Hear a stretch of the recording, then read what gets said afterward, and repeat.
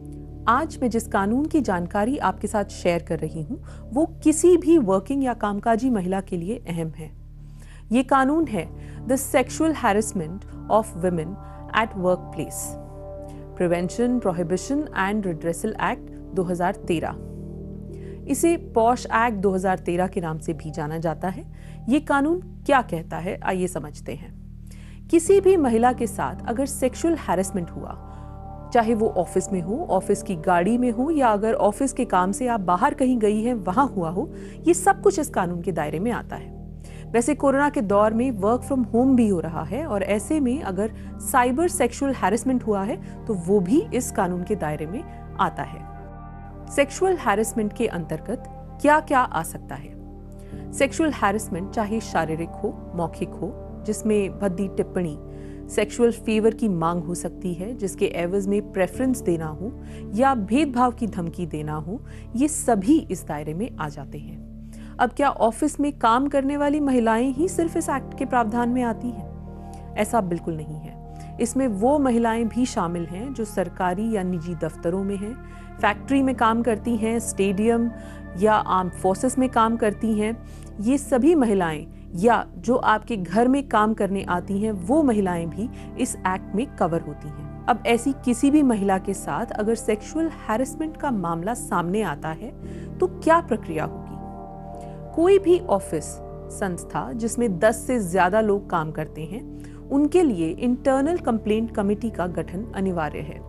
ऐसे में जहां 10 से कम लोग काम करते हैं या असंगठित क्षेत्र में जो महिलाएं काम करती हैं, उनके लिए जिला स्तर पर एक स्थानीय कमेटी या लोकल कमेटी का गठन किया गया है, जहां ऐसी महिलाएं जाकर शिकायत दर्ज करवा सकती हैं। महिलाएं अपनी शिकायत घटना होने के 3 महीने के अंदर लिखित में कर सकती हैं और अगर 3 महीने के बाद करती हैं तो उन्हें कमेटी को देरी से शिकायत दर्ज कराने के लिए जायज कारण देने होंगे और कमेटी के संतुष्ट होने पर कमेटी उनकी शिकायत एक्सेप्ट कर सकती है।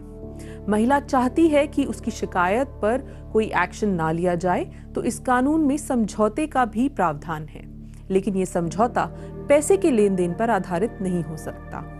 अगर महिला शिकायत पर कानूनी कार्रवाई की मांग करती है तो इंटरनल कमेटी को अपनी प्रारंभिक जांच की रिपोर्ट बनानी होगी और जांच में अपराध साबित हो जाता है तो फिर इंटरनल कमेटी को ये कंप्लेन और अपनी रिपोर्ट पुलिस में दर्ज करानी होगी।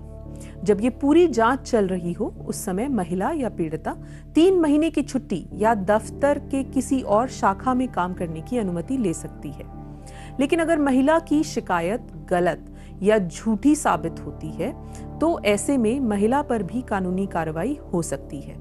लेकिन यहाँ इस बात को लेकर घबराने की जरूरत नहीं है कि अगर आप अपनी शिकायत को सही साबित नहीं कर पाई तो भी आपके ऊपर कार्रवाई हो जाएगी, ऐसा नहीं है। इस कानून के अंतर्गत आपके एम्प्लॉयर की जिम्मेदारी है कि वो महिलाओं को काम करने के लिए एक सुरक्षित माहौल दे, इंटरनल कमेटी का गठन करे और उनके सदस्यों के बारे में जानकारी अपने स्टाफ को दे और साथ में कानून के प्रति जागरूकता और सेंसिटाइजेशन के लिए वर्कशॉप भी ऑर्गेनाइज करवाएं। आपको बताते चले कि साल 2013 से पहले ऐसे ही एक मामले में सुप्रीम कोर्ट ने 1997 में विशाखा केस में कुछ अहम दिशा निर्देश जारी किए थे, जिनका पालन सरकारी और निजी संस्थानों के लिए अनिवार्य किया गया था। आप ऐसे ही किसी और कानून के बारे में जानकारी हासिल करना चाहती हैं तो हमें जरूर लिखिएगा कमेंट बॉक्स में और जुड़े रहिए BBC हिंदी से।